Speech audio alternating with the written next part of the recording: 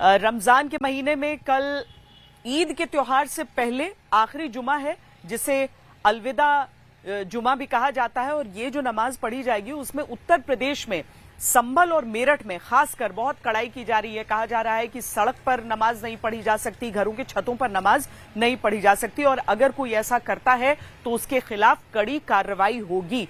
अब इसके बाद इस पर सियासत शबाब पर है।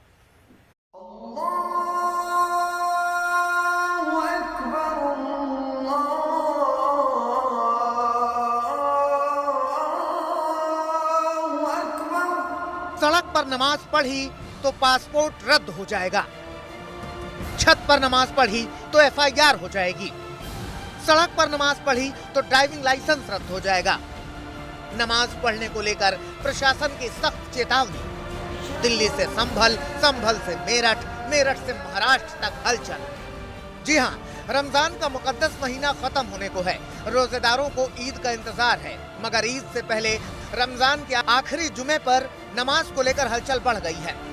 कल अलविदा जुमा है और इस दिन नमाज को लेकर क्या दिल्ली, क्या यूपी, क्या एमपी और क्या महाराष्ट्र में गजब की हलचल है। पहले बात यूपी की ही कर लेते हैं, और यूपी में भी संभल की। संभल में संवेदनशील माहौल को देखते हुए ईद और अलविदा जुमे की नमाज, नवरात्र और रामनवमी को लेकर पीस कमेटी की अहम बैठक हुई, जहां प्रशासन ने साफ साफ कहा कि सभी त्योहार परंपरागत तरीके से शांतिपूर्ण माहौल में संपन्न कराए जाएंगे। लेकिन अधिकारियों ने मुस्लिम पक्ष से कह दिया है कि सड़कों के साथ इस बार छत पर भी नमाज पढ़ने की मनाही होगी। यह सुनिश्चित किया जा रहा है कि रोड पर कहीं भी नमाज अदा न हो, क्योंकि इससे दुर्घटना घटित हो सकती है। दुर्घटना से बचने के लिए यह सुनिश्चित किया जा रहा है कि रोड और छतों पर नमाज अदा न हो, क्योंकि छतों पर यह संभव है कि भारी संख्या में भीड़ इकट्ठा होने से दुर्घटना घटित हो सकती है। दुर्घटनाओं से बचने के लिए ही यह निर्देश दिया गया है कि परंपरागत रूप से जिन परिसरों में मस्जिद में और ईदगाह में अंदर जो नमाज अदा की जाती है वहीं अदा की जाएगी और सकुशल शांतिपूर्ण तरीके से नमाज संपन्न कराई जाएगी। प्रशासन की ओर से खुद ही कह दिया गया कि सवैयां खिलानी है तो होली की गुजिया भी खानी पड़ेगी। भाईचारे के लिए दोनों पक्षों को आना पड़ेगा। और आप यदि ईद की सिवैया खिलाना चाहते हो तो आपको गुजिया भी खानी पड़ेगी। ये गुजिया खाओ, ये सिवैया, तो दोनों पक्ष खाओ। पर यहाँ गड़बड़ हो जाती है, जहाँ एक पक्ष खाने को तैयार, दूसरा खाने का। अब जब प्रशासन का ऐसा फरमान आया तो मामला गरमाया और विपक्ष को तो ये कतई नहीं पाया। सबसे पहले कांग्रेस ने सवाल उठाया कि आप होते कौन हैं हमें ये बताने वाले कि हम नमाज कहाँ पढ़ें। भाई, आपकी सड़क है, प्रॉपर्टी सरकार की है, तय करे सरकार। और मुसलमान को भी समझना चाहिए कि सड़क पर नमाज नहीं हो सकती, क्योंकि सरकार ने मना कर दिया। किसी की भी जगह पर आप नमाज नहीं पढ़ सकते जब तक आपको उससे इजाजत ना हो। लेकिन छत के ऊपर, छत उनकी प्रॉपर्टी है क्या? छत उनकी प्रॉपर्टी नहीं है। छत के ऊपर नमाज नहीं पढ़ेंगे तो कहाँ पढ़ेंगे अगर भीड़ हो जाएगी? ये वो तय करने वाले कौन हो गए कि नमाज कहाँ पढ़े कहाँ नहीं पढ़े? समाजवादी पार्टी भी प्रशासन के आदेश के विरोध में खड़ी हो गई और आरोप लगाया कि ये तो मजहबी आजादी छीनना हुआ। बोले तो तानाशाही। छत पे नमाज पढ़ने से रोकने का कोई औचित्य नहीं बनता। छत कोई सरकारी जगह नहीं है, ग्राम समाज नगर पालिका की नहीं है, एक व्यक्ति की विशेष जगह है। तो अपने घर पर भी अगर इबादत नहीं करेगा तो फिर वो कहाँ इबादत करने जाएगा? इस टाइप की पाबंदियाँ लगाना, जो हमारे संविधान ने हमें अधिकार दिया है, हमारी जो आज़ादी है, हमारी जो मजहबी आज़ादी है, उसको छीनने का काम हो रहा है। मामला बढ़ता गया। समाजवादी पार्टी ने आरोप लगाया कि जानबूझकर मुस्लिमों के साथ अन्याय किया जा रहा है। ये अलविदा का नमाज है कल, तो जहाँ पर नमाज होता रहा है, जहाँ पर परंपरा रही हो जिस स्थान पे, तो अगर उस पर नमाज हो रहा है और उसको रोका जा रहा है तो ये वायलेशन है। जो अधिकार है धर्म के आधार पर उपासना करना, तो उसमें हस्तक्षेप करना ये वायलेशन है। विपक्ष उबल रहा था, लेकिन बीजेपी वाले धैर्य धारण किए हुए थे। वो प्रशासन के फैसले के हक में दलीलें दे रहे थे। लोगों को जो है वो कोई किसी भी पूजा से, नमाज से या किसी भी और उससे अगर कोई किसी की तरह की परेशानी होती तो दूसरे लोगों का सम्मान करना चाहिए। इसलिए इसमें कहीं यहाँ पे इसमें कहाँ से कम्युनलिज्म आ गया? बीजेपी के सांसद आरोप लगा रहे हैं कि मुस्लिमों को इस आदेश से कोई शिकायत नहीं है, बल्कि राजनीतिक दलों के पेट में मरोड़ हो रही है। इसका मुस्लिम बंधु विरोध नहीं कर रहे होंगे। अब तो शायद ही बहुत कम स्थान है जहाँ पर खुले में कर रहे हों। लोग ईदगाह के अंदर या मस्जिदों में ही पढ़ रहे हैं और स्वतः से धर्म गुरुओं ने आह्वान भी किया है अब इसमें पॉलिटिकल पार्टी को काहे को कष्ट होने लगा। अगर मुस्लिम अपने घर में पढ़ता है, अपने मस्जिद में पढ़ता है, अपने ईदगाह में पढ़ता है तो बहुत अच्छी चीज है भाई, उसको बधाई दो। आपको पेट में दर्द काहे को हो रहा है। कल जुमातुल विदा है, यानी रमजान का आखिरी जुमा, अलविदा जुमा, और कल शांति से नमाज अदा हो जाए, इसके लिए प्रशासन सख्त है, लेकिन इसी सख्ती पर जोरदार सियासत है। आज तक ब्यूरो। नमाज को लेकर यूपी ही नहीं बल्कि दिल्ली में भी सियासी तनाव है। भारतीय जनता पार्टी के जो विधायक हैं उनकी मांग है कि सड़क पर लोगों को नमाज पढ़ने से रोका जाए, क्योंकि इससे बाकी लोगों को दिक्कतें आती हैं।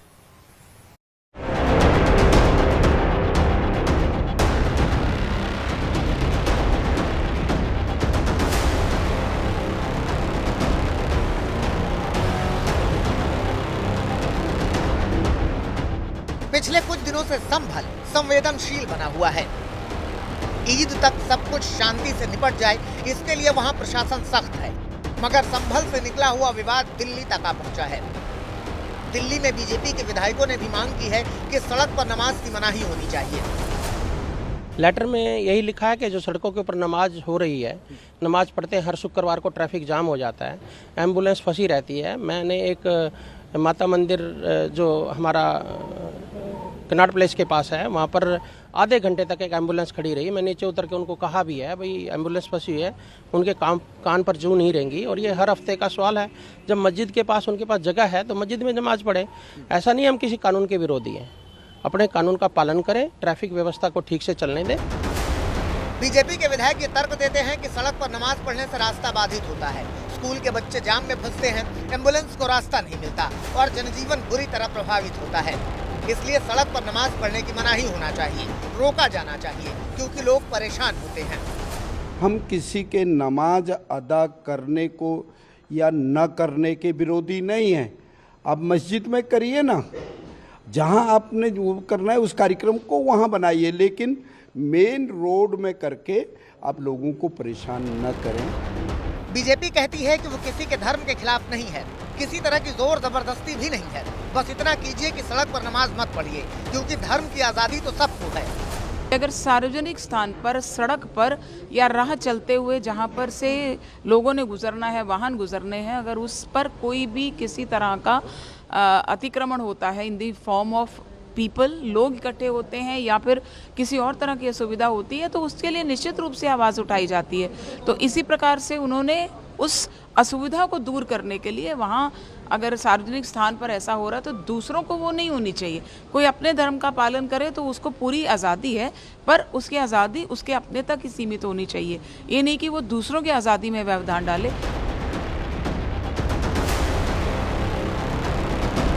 बीजेपी कहती है कि परंपरा के हिसाब से जहां हमेशा नमाज अदा की जाती है उसी जगह नमाज अदा करनी चाहिए, न कि सड़क पर।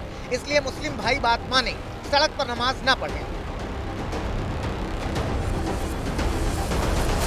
जहाँ पर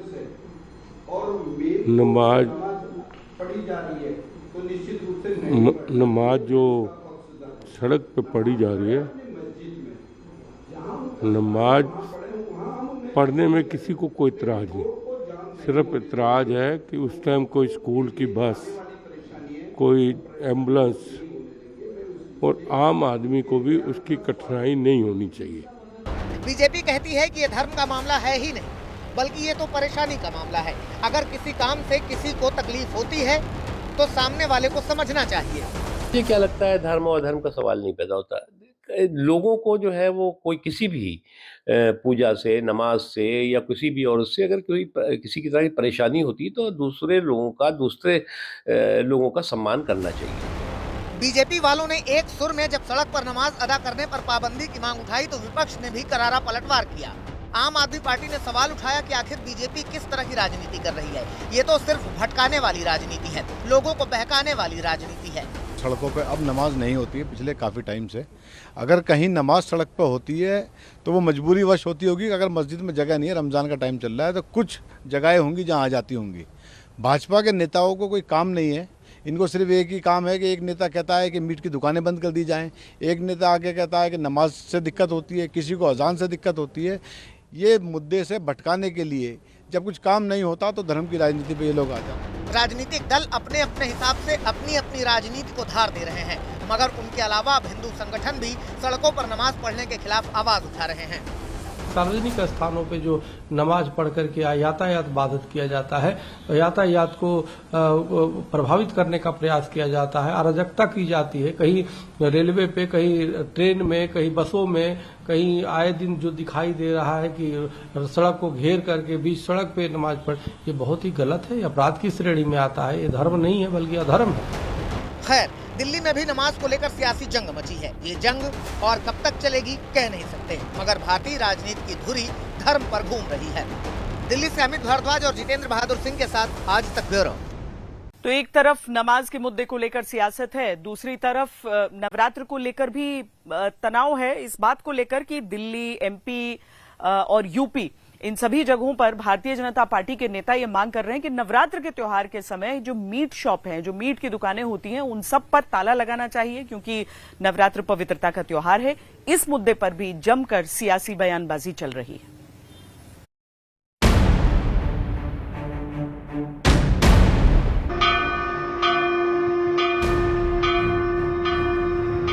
सनातन में आस्था रखने वालों का एक धार्मिक और पवित्र त्योहार, लेकिन इस त्योहार से पहले नवरात्रि के दौरान मांस की दुकानों पर तालाबंदी की आवाज उठी है। ये आवाज दिल्ली से उठी है, यूपी से उठी है, एमपी से उठी है। राज्य, जिले और शहर बदले हैं, मगर मीट की दुकानों को बंद करने की आवाजें एक ही दल से उठी हैं, और वो है बीजेपी। सबसे पहले दिल्ली के बीजेपी विधायक को सुनिए, जो चाहते हैं कि नवरात्रि के दौरान दिल्ली में मीट की दुकानें बंद रहें। बिल्कुल 100% सहमत हूँ। मैंने खुद कहा था इस बात को लेकर के कि नवरात्रि के अंदर मीट की दुकानें बंद होनी चाहिए। भैया ये सनातनियों का देश है, ये देश सनातनियों के हिसाब से चलेगा। अब जब बीजेपी ने दिल्ली में मीट शॉप बंद करने की मांग की, तो विपक्ष में बैठी आम आदमी पार्टी ने तुरंत सवाल उठा दिए कि एक तरफ तो बीजेपी वाले सौगातें मोदी बांट रहे हैं और दूसरी ओर मीट शॉप बंद करवा रहे हैं। पहले तय कर लें कि गाली देना है या गले लगाना है। गले लगाना है कि गाली देना है, पहले बीजेपी स्पष्ट कर दे। आरएसएस भी तो इफ्तार पार्टी कर रही है। आप कह रहे हैं मीट की दुकानें बंद होनी चाहिए, तो केएफसी की दुकानें बंद होंगी क्या? बीजेपी वालों के जो रेस्टोरेंट हैं दिल्ली के अंदर, जिसमें मीट भी मिलता है, मुर्गा भी मिलता है, फिर मछली भी मिलती है, वो बंद होंगे? खाली ठेलिया वाले को 2 थप्पड़ मार के बहादुर बनना है भाजपाइयों की? अगर हिम्मत है तो नरेंद्र मोदी जी से बोलें कि भाई जितने भी यहाँ पे विदेशी जो एम्बेसीज हैं उनको बंद कराया जाए। यहाँ पे तमाम राज्यों के जो गेस्ट हाउस बने हुए हैं, अलग अलग राज्यों के हिसाब से, अब नॉर्थ ईस्ट के राज्यों के जो गेस्ट हाउस हैं वहां तो मीट, मुर्गा, मछली सब बनता है, या जो बाकी राज्यों के भी हैं। तो आप बताइए कि क्या करेंगे वो लोग? अकेले आम आदमी पार्टी नहीं, बल्कि दिल्ली में ही आरजेडी भी कह रही है कि बीजेपी की ये मांग निराधार है, क्योंकि अगर मीट की दुकानें बंद हो गईं तो सबसे ज्यादा तकलीफ हिंदुओं को ही होगी। यह राजनीतिक कारण के सिवा कुछ नहीं है, इसलिए कि खान पान को लेकर के वेज नॉन वेज सभी लोग खा रहे हैं। ऐसा नहीं है, आज के दिन में पर्व त्योहारों पे पहले हिंदू धर्म में लोग नॉन वेज नहीं खाते थे, यह बात सत्य था, लेकिन आज तो देखते हैं कि हर पर्व त्योहार की शाम में लोग नॉन वेज खाने की परंपरा हो गई है। तो सबसे ज्यादा पीड़ित तो हिंदू हैं इसमें, जिसके वो बात कर रहे हैं सबसे ज्यादा पीड़ित हिंदू ही होंगे। और सवाल ये है कि किसी के मांग से और किसी के कहने से परंपराएं नहीं बदल जाएंगी। दिल्ली से उठी हुई आवाज यूपी में तो बहुत पहले से गूंज रही है। यूपी सरकार के मंत्री तो झिड़क रहे हैं और गुस्से में प्रशासन से कह रहे हैं कि बंद कराइए मीट की दुकानें। नवरात्रि में पवित्रता बनी रहे, इसके लिए मीट शॉप पर ताला लगना जरूरी है। नवरात्रों में ऐसा कुछ निर्देश आया क्या? निर्देश सामान्य रूप से मंदिर के आसपास और ये जो भी है रास्ते में बंद कराइए, उसको बंद कराइए सकते। 9 दिन में नवरात्रों में कोई मीट की शॉप नहीं खुलेगी, ठीक है ना? सत्य कराइए, उनको बुला के बात करिए। अब यूपी से एमपी का रुख कीजिए। भोपाल में बीजेपी के विधायक मांग कर रहे हैं कि नवरात्रि के दौरान मीट शॉप बंद रखनी चाहिए। 9 दिन अगर मीट नहीं खाएंगे तो कुछ हो नहीं जाएगा। ये जो पवित्र दिन है 9 दिन जब हिंदू इतनी साधना के साथ रहना चाहता है और पूजा पाठ करना चाहता है, तो मैं चाहता हूँ, या पूरा देश भी ये चाहता है, या हिंदू समाज ने जिनने मांग की है वो भी ये चाहते हैं कि जब हम लोग कहते हैं कि ये गंगा जमनी तहजीब है, ये सर्वधर्म समभाव का देश है, तो अब मौका है कि हिंदुओं की भावनाओं का सम्मान करो। कि वो इस सनातन के इस पर्व का अगर वो सम्मान करेंगे तो सनातन उनके पर्व में भी सम्मान करेगा। और इसलिए अगर 8 दिन 9 दिन अगर कोई मीट मांस नहीं खाएगा तो कौन सा मुसीबत में आ जाएगा, 8 दिन अगर मीट मांस की दुकानें बंद भी रहेंगी तो कौन सा संकट आ जाएगा। मध्य प्रदेश में ही कांग्रेस बीजेपी का विरोध कर रही है। वो दुहाई दे रहे हैं कि हमारा संविधान हमें बोलने, लिखने, पढ़ने, पहनने, खाने की आजादी देता है, तो बीजेपी वाले कौन होते हैं मीट शॉप बंद कराने वाले। नवरात्रि में गोश्त की दुकान बंद करने की जो विधायक जी मांग कर रहे हैं, क्या किसी ने भी, मैंने या मुस्लिम समुदाय के किसी व्यक्ति ने रमज़ान में शराब की दुकानें 30 दिन के लिए बंद करने की मांग की थी? आस्था का विषय यहाँ भी आ जाएगा। अगर इस तरह की बहस में पड़ेंगे तो बहस बहुत आगे तक चली जाएगी। यहाँ आज़ादी है संविधान में, लोकतांत्रिक देश में, खाने की, पीने की, पहनने की। इसकी बात को समझना चाहिए बीजेपी विधायक को भी। अगर बंद कराना है सरकारी आदेश निकलवा दीजिए, मुख्यमंत्री की राय स्पष्ट हो जाए, कोई भी बंद कर देगा। हिंदू संगठन तो पहले से ही मांग कर रहे हैं कि नवरात्रि के दौरान मीट की दुकानों पर ताला लगना चाहिए, शटर नहीं उठने चाहिए। माननीय विधायक रवि नेगी जी हो या माननीय विधायक करनैल सिंह हैं, इन दोनों की मांग बिल्कुल उचित है। ये समाज हित में है, ये दिल्ली के हित में है, राष्ट्र के हित में है। और मैं तो ये कह रहा हूँ कि बिल्कुल किसी भी तरीके से मांस आयात निर्यात पे पूरी तरह प्रतिबंध होना चाहिए, पूरे दिल्ली या पूरे देश में होना चाहिए। और खास तौर से ये जो नवरात्र का आ रहा है समय पवित्र, इसमें बिल्कुल किसी भी तरीके से इस पे प्रतिबंध लगाया जाना चाहिए। आधिकारिक तौर पर अभी किसी राज्य की सरकार ने आदेश नहीं दिया है कि नवरात्रि पर मीट की दुकानें बंद रहेंगी, मगर जिस तरह से इस पर आवाजें उठ रही हैं, वो सियासत को भड़का रही हैं। दिल्ली से अमित भारद्वाज और भोपाल से रवीश पाल सिंह के साथ आज तक ब्यूरो।